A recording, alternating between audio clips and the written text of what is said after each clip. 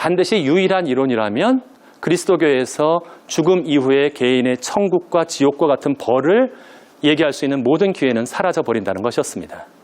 세 번째 것은 무엇이었냐 하면 아리스토텔레스는 자연학의 대가라고 말씀을 드렸었는데 아리스토텔레스는 모든 경우에서 사원인설 등을 통해서 완벽하게 설명하기를 원했습니다. 그런데 모든 것들이 하나도 예외도 없이 자연법칙이 절대적으로 적용된다면 그리스도교 신자들은 신의 기적이 일어날 수 있을까라는 것을 생각하게 된 것입니다. 예수님 같으면 절대로 중력을 생각하면 물 위를 걸으시면 안 됩니다. 라자로와 같이 한번 죽은 사람은 다시 예수님이라도 살려내면 안 됩니다. 자연법칙이 절대화된다면. 그렇기 때문에 자연법칙의 절대화라는 것은 여러 가지 다른 해석을 할 수 있음에도 불구하고 보수적인 그리스도교 신자들한테는 신의 섭리와 기적을 부인하는 것처럼 보였습니다. 그래서 이러한 강의 금지령이 내려졌었는데요. 이러한 강의 금지령이 내려진 것은 아까 1210년, 15년, 31년, 46년 계속해서 반복되었습니다. 그 중에서도 31년에는 어떻게 했냐면 근데 반발이 나왔어요.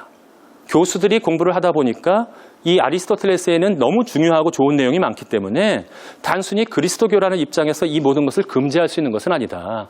오히려 이 아리스토텔레스의 철학을 잘 연구하는 것이야말로 그리스도교에도 도움이 될 수 있다는 주장이 나타나기 시작했던 것입니다. 교회 지도층이 한 발 물러났습니다. 어떻게 물러났냐 하면 좋다. 근데 위험한 내용이 있는 건 사실이니까 이 모든 내용을 신학자들 위원회에서 수정할 때까지는 가르치지 마라. 이렇게 된 것입니다. 쉽게 말하면 그 호랑이의 발톱을 다 깎아버리겠다는 거예요. 그리고 무시무시한 눈도 이렇게 눈으로 그래서 호돌이처럼 만들어서 절대로 그리스도교 교회를 위협하지 않는 상태로 만들어 놓은 다음에야 공부하라는 방식으로 얘기했다는 것이죠. 다른 교수들은 다르게 이해했습니다. 오죽 중요하면 고쳐가면서라도 쓸까? 더 읽었습니다. 오히려 아리스토텔레스에 대한 연구는 12세기 30년, 40년이 지나면서 더 활발해졌고 결국에서는 교회의 지도층도 학문적인 열정을 막아낼 수 없었습니다. 1255년 어떤 교수님은 그래서 이것을 철학부의 시작, 개시년이라고 얘기하는데 1255년 파리 대학의 새로운 학사 규칙이 발효되었는데 그때까지 알려진 모든 작품들을 강의해도 좋다라는 허가가 나왔습니다. 금지령이 내려진 지 50년이 채 되지 않아서 이것이 바뀌게 된 것이었죠. 그 이후에는 어떻게 되었다? 오히려 강화되어서 아리스토텔레스의 모든 작품은 대학에서 가르쳐야 한다라는 명령까지 내려지게 되었죠. 지난 시간에 말씀드렸던 스승 두 분의 운명이 완전히 바뀌어버렸습니다. 거의 1000년 또는 1400년 동안 유일한 서구 사상의 스승은 플라톤이었는데 1255년부터는 이제 최고의 스승이라는 명예를 누가 가지게 되었다? 아리스토텔레스가 가지게 됩니다. 1255년 이후에는 필로소프스 디치, 철학자가 말하기를 이라고 하면 고유 명사가 나오지 않아도 누구였을까요? 아리스토텔레스가 얘기한 것이 바로 그렇다는 것이었습니다. 그 밑에 또한 아리스토텔레스의 설명이 너무 어려우니까 주석가가 말하기를이라고 얘기하면 이 사람은 아랍 철학자였습니다. 추정해 보실 수 있을까요? 누구일지? 아베로에스라고 소개해드렸던 그 사람이야말로 최고의 주석가로 인정받았습니다. 왜 그랬냐 하면 아리스토텔레스의 형이상학과 같은 책은 너무나 어렵습니다. 그래서 대부분의 고대 철학 전문가들도 이러한 교양 강의 나와서는 아리스토텔레스의 형이상은 강의하지 않습니다. 강의를 드리면 어떻게 되냐 하면 방청객과 시청자 여러분들을 모두 다 5분 안에 주무시게 해드릴 수 있습니다. 그 복잡한 내용 때문에. 그래서 절대로 이 아리스토텔레스 형이상은 강의하지 않는데 그렇기 때문에 내용만으로 이해 못하는 것을 누가 도와주었다? 주석가가 도와줬습니다. 아베로에스는 어느 정도의 주석가였냐 하면 전체 내용을 빽빽하게 다 알아듣게 설명을 해주었는데 투덜거렸어요. 너무 복잡하다고. 다시 한번 요약했어요. 중주석서를 썼는데 사람들은 그것도 많았어요. 시험 보기 전에 좀 요약해 줄 수 없을까요? 소주석서까지 썼습니다. 3번이나 아리스토텔레스를 주해할 정도로 대단한 사람이었기 때문에 바로 이 아베로에스의 가르침을 통해서 이 아리스토텔레스는 재발견되면서 서부 유럽에 가장 많이 필사된 책의 1위에 베스트셀러 1위에 누구의 책이 올라가게 되었다? 아리스토텔레스의 책이 올라가게 되었던 것입니다. 많은 경우 제가 가장 안타까운 것 중에 하나는 중세에 그러면 그 1600년을 한 단어나 몇 단어로 이렇게 환원시켜버리는 경우가 있습니다. 똑같을 거라는 편견 내지 선입관을 가지고 계시다는 거예요. 그런데 중세만큼 다양한 의견들이 서로 충돌하면서 지난 강의에도 잠깐 말씀드렸었는데 이 똑같은 성경을 해석하는데도 너무나 많은 의견들의 차이가 나타날 수 있었다라고 하는 것이었죠. 제가 요약해서 아리스토텔레스를 해석하는 데 나타났던 세 가지 대표적인 경향을 소개시켜 드려보도록 하겠습니다. 그 첫 번째 경향은 무엇이었냐면 보수적 아우구스누스주의라고 하는 것이었습니다. 이 사람들은 아까 강의 금지령을 주도했던 사람들과 완전히 거의 비슷하게 겹치게 되는데 아리스토텔레스를 그리스도교를 위협하는 존재로 생각했습니다. 그래서 강의 금지령을 내렸었고, 하지만 시간이 흘러가면서 위협하는 요소도 있지만 오히려 도와줄 수 있는 요소들이 더 많다는 사실들이 알아지면서는 어떻게 되었냐 하면, 좋아, 아리스토텔레스가 좋은 선생님이긴 해. 하지만 우리에게는 더 좋은 선생님이 있어. 무려 800년 동안 존경해왔던 아우구스티누스라는 스승이 계시다는 거예요. 아우구스티누스는 플라톤주의를 받아들여서 그리스도교를 설명했던 사람인데, 이미 인생에서 필요한 모든 중요한 대답은 아우구스티누스 선생님께서 다 답을 해주셨고, 예외적으로 자연학이라고 하는 연구 분야에서만 아리스토텔레스가 스승으로 존경받을 수 있는 가치가 있는 거야 라는 입장을 취했고, 이것은 소위 탁발수도회라는 두 수도회 중에 프란치스코회라고에 소속된 학자들이 이러한 경향을 많이 띄었습니다. 이러한 사람들은 당연히 아리스토텔레스를 좋아하지 않았고, 아리스토텔레스의 형이상학은 좀 저급한 형이상학, 우리 아우구스티누스 성인이 얘기했던 하느님을 가장 위에 일자로 놓는 그러한 형이상학이야말로 진짜 학문이다라고 주장하게 되었던 것이죠. 근데 문제가 되는 것은 뭐였냐면 이쪽에 가장 많은 주교님들과 총장님들이 배출됐습니다. 그래서 교회 지도층은 여전히 보수적 아우구스티누스주의가 자리를 잡고 있었다. 그러나 이것이 한쪽에 극단적인 것이라면, 오히려 오른쪽에 한쪽에 극단적인 것이라면 진보적인 쪽으로 극단적인 사람들이 나타났습니다. 이 사람들은 아베로에스를 추종하는 사람들이었기 때문에 두 가지 이름으로 불리는데요. 극단적 아리스토텔레스주의 또는 아베로에스를 추종하는, 주회가를 추종하는 사람이라 해서 라틴 아베로에스주의라고 불렀습니다. 아베로에스는 아리스토텔레스를 어떻게 평가했었나요? 지혜의 화신이라고 불렀습니다. 모든 진리를 연구하려면 바로 아리스토텔레스를 공부해야 된다고 생각했는데, 이 두 가지 대치되는 방식만으로는 완벽하게 해결될 수 없고 제3의 길 또는 그 조화로운 길을 찾아야 될 필요성이 나타나게 되는데, 그것을 찾아낸 일군의 학자들이 있었습니다. 그 사람들을 뭐라고 불렀냐 하면 온건한 아리스토텔레스주의라고 불렀습니다. 아리스토텔레스를 더 이상 그리스도교를 위협하는 맹수적인 존재로 바라보는 것이 아니라 그 안에는 굉장히 중요한 부분이 많다라고 생각해서 아리스토텔레스를 적극적으로 받아들였습니다. 그러나 만일에 그 안에서 읽어나가다가 자신의 체험과 진리와 멀어진다라고 생각하면 그 부분을 과감하게 비판하고 밀어내는 경향을 보였던 것입니다. 이런 수도회에는 탁발 수도회 중에 또 다른 탁발 수도회였던 도미니코 수도회에 많은 소속된 사람들이 이러한 경향을 지녔습니다. 그 중에서 가장 유명한 사람 한 명만 소개시켜 드려보자면 알베르투스 마그누스라고 하는 학자입니다. 마그누스라는 건 성이 아닙니다. 마그누스 가문에서 태어났다는 뜻이 아니라 위대한 사람이라는 뜻으로 주로 누구한테 붙은 전미어였냐면 알렉산드로스 마그누스, 누구예요? 알렉산더 대왕, 카롤루스 마그누스, 카를 대제, 레오 마그누스, 레오 대교황처럼 황제나 왕이나 교황한테 붙었던 이름인데, 이 사람은 살아생전에 학자로서 대자가 붙었습니다. 대알베르투스. 왜 그랬느냐? 서구 사상사 전체에서 가장 박식한 인물을 들자면 여러분들이 오늘 계속 듣고 있는 이름입니다. 누굴 것 같으세요? 아리스토텔레스입니다. 중세 1200년을 거쳐서 가장 박학한 사람을 들라 하면 누구다? 이 사람입니다. 대알베르투스. 그 박학다식함은 어디로부터 들어왔다? 아리스토텔레스의 책을 통독했습니다. 다 읽었고 이미 강의 금지령이 내려질 때 이 아리스토텔레스 안에야 엄청난 진리가 들어있다라고 얘기해서 교회 지도층을 설득한 사람 중에 한 사람이었습니다.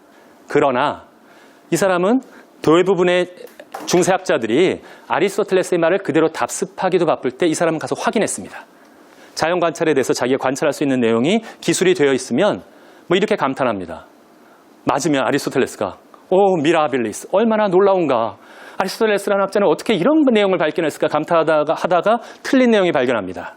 필로소프스 티치, 철학자가 말하기를 sed dicendum est, 그러나 나는 이렇게 말해야 한다라고 얘기해서 고칩니다. 과감하게. 이것들이 그다지 올바르지 않다면 이러한 비판적인 정신을 가지고 아리스토텔레스를 고쳐나가면서도 무슨 것은 확신을 가지고 있었다? 나는 아리스토텔레스가 탐구한 모든 분야를 우리 라틴 사람들, 지금의 서부 유럽 사람들한테 소개하기를 원한다는 자신감을 가지고 있었습니다. 이 위대한 스승이 단점이 하나 딱 있었는데요. 뭐였냐면 이 양반은 저처럼 이게 50분만 떠들 수 있는 게 아니라 무슨 주제를 던져주더라도 사할 정도는 떠들 수 있습니다. 그 정도로 박식했습니다. 그런데 무엇이 안 된다? 정리가 안 됐어요. 정리가 안 돼서 이 양반은 뭐든지 많이 떠들고 있는데 때로는 사흘 떠들다 보면 첫날 한 얘기와 사흘째 한 얘기가 달라지고 이런 조금의 취약점이 있었는데 이것을 회복시킬 수 있는 그의 제자가 나타났습니다. 그게 누구였냐 하면 바로 토마스 아퀴나스라는 학자였습니다. 신앙과 이성 사이에서 끝없는 갈등을 했던 서양 중세 철학. 예수 그리스도가 원래부터 인간인지 하느님이셨던 분이 인간이 된 것인지에 대한 상반된 입장이 긴장감을 불러일으켰다. 두 가지 주장을 대표하는 인물로 아우구스티누스와 토마스 아퀴나스가 있었다. 그들은 절대적인 이데아 세계에 관심을 가졌던 플라톤과 각각의 개체들이 지니고 있는 형상과 현실 세계에 관심을 가졌던 아리스토텔레스의 영향을 받았다. 플라톤 철학의 영향을 받은 아우구스티누스는 인간의 이성은 신앙의 한 수단이 돼야만 한다는 견해를 가졌다. 그는 이상 세계를 중시하고 계시와 은총과 같은 비이성적 측면을 강조하며 하느님 중심적인 사고의 틀을 만들었다. 반면 아리스토텔레스의 영향을 받은 아퀴나스는 신앙과 이성이 대립하는 것이 아니라 상호 보완적 관계에 있다고 주장하며 신의 존재를 이성적으로 입증하고자 했다. 현실을 중시하며 이성을 기반으로 한 신앙을 강조했던 토마스 아퀴나스. 그의 모든 연구 성과를 집약한 신학 대전은 아리스토텔레스 철학의 반복도, 그리스도교도 아닌 자기만의 고유한 인간학을 정립했다. 개방적 태도로 아리스토텔레스를 받아들이며 진리와 멀어진다고 생각되는 부분은 과감히 수정하며 중세 스콜라 철학을 완성시켰다. 스승의 개방적인 정신, 아리스토텔레스를 받아들이면서도 진리와 멀어진다면 과감하게 비판하는 것들. 그래서 토마스 아퀴나스는 무려 아리스토텔레스 주해를 12권이나 썼습니다. 철저하게 주해하면서 소위 라틴 아베로이스 주의자들이 잘못된 길로 가려면 함께 토론하기 위해서 이런 아리스토텔레스의 주해서를 쓰면서도 그의 주된 업무는 따로 있었습니다. 신학에 대한 분야에 대해서 요거는 윤리 시간에 대부분 들으셨을 것 같아요. 나와 있죠. 숨마 테올로기카 또는 숨마 테올로기에라고 불리는 신학대전이라고 하는 책을 토마스 아퀴나스가 저술하게 되었던 것입니다. 신학대전은 만일에 우리가 보통 책을 출간하는 200페이지 정도의 책으로 출간한다면 60권에 해당되는 분량입니다. 60권. 백과 전서에 해당될 수 있을 만한 엄청난 양이고요. 그런데 한 가지 놀라운 사실은 이것이 또 미완성입니다. 완성되었다면 72권까지 완성이 됐을 것입니다. 이 책에는 그 이전까지 당시에 알려진 고대 그리스 철학의 모든 이야기들이 그 안에 담겨 있습니다. 그의 놀라운 이러한 저작들과 같은 것들은 완전히 그 이후에 스콜라 철학이라고 하는 것을 단순히 신앙만 믿었다라고 생각하는 것, 어떠한 의미에서 기초적인 생각들만 던지는 것이 아니라 그 어떠한 사람보다도 더 철저하게 무엇을 바탕으로 해서 아리스토텔레스가 제시한 이성을 바탕으로 해서 신학을 설명하려 했던 그러한 모습이었다. 다른 의미에서 토마스 아퀴나스는 확신을 가지고 있었습니다. 하지만 안셀무스와 같은 사람은 어떻게 생각했냐면 예전에 아우구스티누스도 그랬고 세상의 학문은 가치가 별로 없다. 이러한 것들은 전부 다 뭐로 쓸 수 있다? 신학의 시녀 정도로나 쓸 수 있는 것이다라고 생각했다면 토마스 아퀴나스는 그렇게 생각하지는 않았습니다. 한 군데서 딱 그 표현을 쓰기는 하지만 신학과 철학은 각각의 고유한 영역들이 있다. 이것을 탐구해 나가면서 그들이 도달할 수 있는 각각의 역할들이 있어서 세속적인 부분에 대한 것들은 얼마든지 이성을 가지고 많은 진리를 발견할 수 있다라는 얘기를 했던 것입니다. 이 놀라운 내용이 만일에 체계적이지 못하게 전달되었다면 중세의 13세기는 없었을 겁니다.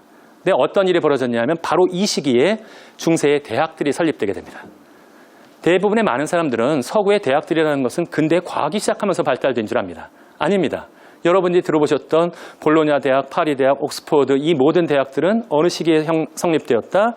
12세기 후반부터 13세기 초반까지 모두 다 설립되었습니다. 그것에 대한 기본이 되는 것은 과거에 말씀드렸던 스콜라로부터 시작했습니다. 스콜라 한번 같이 기억해 보실까요? 스콜라는 어떤 종류가 있었냐 하면 수도원학교, 궁정학교, 주교자 성당학교, 개인학교 같은 것들이 우후죽순으로 생겨났고 개인학교가 너무 많아지면서 경쟁률이 너무 세진 것입니다. 그래서 개인학교 교사들부터 연합이 시작되었습니다. 연합이 시작되어서 도시가 발달하면서 열심히 학생들이 몰려 들어왔을 때 교사들이 더 이상 과거처럼 아리스토텔레스처럼 모든 분야를 가르치는 것이 아니라 자기의 주된 전공 분야라는 것이 생겨나기 시작했습니다. 논리학을 잘 가르치는 젊은 선생은 논리학만 집중적으로 가르치고 경험이 많이 필요한 윤리학을 가르쳤던 선생은 학생들을 모아서 윤리학을 가르치기 시작한 것입니다. 이게 엄청난 효과를 냈습니다. 이러한 상태에서 하나의 표현이 등장하게 됩니다. Universitas Scholarum et Magistrorum. 스콜라라고 하는 것은 일반적으로 학자를 의미하지만 여기서는 학생을 의미합니다. 그리고 마기스텔이라고 하는 것은 메스터, 많은 경우 석사라고 오역하지만 석사가 아니라 여기서는 마이스터, 스승이라는 뜻입니다. 우니베르시타스는 연합체라는 뜻으로 중세에 있었던 길드와 같은 기능을 하고 있는 것입니다. 다시 한번 읽어보자면 Universitas Scholarum et Magistrorum. 이것은 학생들과 교수들의 연합체를 대학이라고 불렀던 것입니다. 학생들과 교수들의 연합체. 제가 라틴어를 만나면 어미를 띄어내고 바꾸면 금방 영어가 된다고 그랬는데 우니베르시타스에서 AS를 띄어내고 Y를 붙이면 무슨 단어가 나오죠? University. 맞습니다. 거기서 대학이 나온 것입니다. 그런데 이 대학들도 중세 대학은 똑같은 모습과 똑같은 성격을 가졌을 것이라고 생각하기 쉽지만 그렇지 않았습니다. 알프스를 기준으로 해서 볼로냐와 살레르노와 같이 밑에 대학들은 학생들이 중심이 되었습니다. 대학생들 이 얘기 들으면 굉장히 부러울 텐데 교수님들이나 당직자들이 아니라 학생들이 중심이 되어서 이곳은 법학과 의학이 발달되어 있었기 때문에 상위학부에서 공부하는 학생들이 굉장히 많은 자율권을 가지고 있었습니다. 그러면 또 교수님들이 걱정하시는데 너무 걱정하지 마십시오. 파리 이북부터는 알프스 이북부터 파리와 옥스퍼드 대학 같은 곳에서는 선생이 중심이 되는 비교적 젊은 선생님들이 활동을 하는 그러한 대학의 모습으로 나타나게 되었다. 그런 얘기를 하면서 중세 대학에서 가장 소중했던 것은 토론이라는 시스템이었습니다. 이런 토론이라는 시스템이었는데 많은 사람들은 이 토론이라는 시스템을 생각하면서 한 2-3시간 토론하겠거니 생각하기 쉽지만 여러분들은 이 철학 강의를 30분만 들어도 매우 피곤하신데 이 사람들은 이틀씩, 한 주제당 이틀씩 토론했습니다. 밤새도록 대학원생이 토론하고 한 주제에 대해서 교수들이 질문하고 그것에 대해서 또 다른 대학원생도 질문하면서 동일한 주제를 가지고 이틀씩 정말로 열띤 토론을 벌인 이러한 문화 속에서 더 이상 단순하게 교수들이 가르치는 내용을 지금처럼 열심히 베껴쓰기만 해서 암기하는 교육 시스템과는 현대 대학과 비교하더라도 전혀 손색이 없는 시간이었다. 토마스 아퀴나스는 이렇게 얘기했습니다. 토론에서 같은 의견을 일치되려면 공통점이 무엇인지를 반드시 찾아내고 그것으로부터 출발해야 한다. 만일에 내가 유대인과 토론을 한다면 유대인들은 신약을 받아들이지 않기 때문에 결코 신약을 이용해서는 안 되고 구약을 가지고 토론해야 한다. 만이교도라는 이교도들은 구약이 비윤리적이라 해서 구약은 던져버리고 신약만 믿었습니다. 만일에 만이교도들과 함께 토론을 하려 한다면 나는 신약만을 가지고 토론해야 한다. 그러나 어떤 무신론자가 있어서 구약 성경과 신약 성경과 우리 신학자들의 의견을 전부 다 받아들이지 않는다면 이 사람과 토론할 수 있는 유일한 길은 무엇만이 남아있다? 인간의 이성을 토대로 해서 토론해야 한다라는 책이 나와 있습니다. 그래서 쓰여진 책이 신학대전과 다른 대이교도 대전이라는 책인데 이 안에서는 신학적인 인용보다도 철학적인 내용이 훨씬 더 많이 나와 있는 그런 책을 가지고 토론하기도 했습니다. 한마디를 더 했는데 이렇게는 해줄 수 있다. 교수가 권위를 가지고 난 이렇게 유명한 사람이고 독일 프라이부르크 대학에서 공부하고 들어온 그 유명한 박사야. 그러니까 학생들은 너희들은 믿어서 받았어. 이러면 어떤 일이 벌어진다라고 토마스 아퀴나스는 얘기했냐 하면 그 내용에 대한 것이 무슨 결론인지는 알 수 있지만 아무런 지식이나 이해를 얻지 못했다라고 얘기했습니다. 그런 학생들은 빈손으로 강의실을 떠나가게 될 것이다라고 얘기했다. 무슨 뜻인지 아시겠습니까? 질문을 던지고 질문에 대해서 답변을 해나가는 과정이야말로 중세 대학의 가장 중요한 그러한 과정이었고 이 과정은 바로 그 토론이라는 과정을 통해서 이루어지게 됐다는 말씀 드리고 싶습니다. 중세 대학이 그러면 유일하게 어떤 기관도 가지지 못한 유일한 기준은 무엇이었다? 지식에 대한 의지였습니다. 12세기부터 꽃피기 시작했던 호기심과 진리를 찾아나가겠다는 열정 하나 가지고 중세의 대학인들은 파리로, 옥스퍼드로, 볼로냐로 몰려들어오기 시작했고 그들이 이룬 것들이, 그들이 이런 업적이 현대까지도 이어지고 있다. 제가 공부했던 프라이부르크 대학교 초대 총장의 말씀이 제 마음에 깊이 다가왔습니다. 프라이부르크 대학을 설립하면서 이 양반이 이렇게 얘기했습니다. 사피엔시아 에디피카빗 시비 도문. 지혜는 자신에게 집을 지었다. 단순하게 지식을 가르치는 곳이 아닙니다. 대학은 어떤 의미에서 삶에 대한 지혜, 동료들과의 만남과 교수들과 학생들과의 만남을 통해서 자신의 지평을 넓히는 곳. 아마도 지식만을 한다면 전문 학원에서 대학 4년 동안에 가르칠 내용을 1년이면 다 가르칠 수 있을지도 모릅니다. 하지만 그 여백의 시간들은 다 무엇이었다? 사람들을 만나면서 자신들의 체험의 지평을 넓히면서 그 엄청난 방학이라는 기회를 대학생들한테 왜 그렇게 많이 주는지 아십니까? 자신들의 지평을 넓히는 작업을 이루어 나가는 것이 반드시 필요했다라고 말씀드릴 수 있겠습니다. 한번 여쭤보고 싶습니다. 지금의 우리의 대학은 어떻습니까? 한 가지 진짜 부탁을 드리는데 대학은 단순하게 직업 전문 교육기관으로 전락할 수 있는 기관은 아닙니다. 오히려 정말로 지혜의 집을 지었다라고 하는 진짜 생각하면서 자신이 스스로 질문을 생각해나가고 변화된 사회 상황에 맞게 그것을 지켜나가는 길이 꼭 필요하다고 하는 것이죠. 여러분들 요즘에 불안하시죠? 끊임없는 사고들을 통해서 무엇을 잃어버렸습니까? 우리는 가치를 잃어버린 부분이 있습니다. 이 상태에서 아무리 지식이 발달한다고 하더라도 더 효과적으로 사람을 죽이는 홀로코스트가 벌어지면 벌어졌지 가치가 허물어진 곳에서는 더 이상 진정한 의미에서 지혜와 진리에 대한 추구는 없습니다. 대학에서 할 것은 변화하는 사회에 능동적으로 대처해야 합니다. 변화하지 말라는 뜻 아닙니다. 자기의 앵무새적인 답변을 갖다가 그대로 같은 내용을 30년 전에 작성한 강의 노트를 얘기하는 것이 결코 학문에 대한 진리를 지키는 게 아닙니다. 변화하는 사회에 능동적으로 대처하면서도 보편적으로 가치 있는 교육, 함께 살아가는 것이 어디에 필요한지가 아마도 현대의 대학 교육에서도 반드시 필요하지 않을까라고 생각해 봅니다. 어려운 내용들 즐겁게 들어주신 여러분들 진심으로 감사드립니다. 제 강의는 여기서 마치겠습니다. 좋은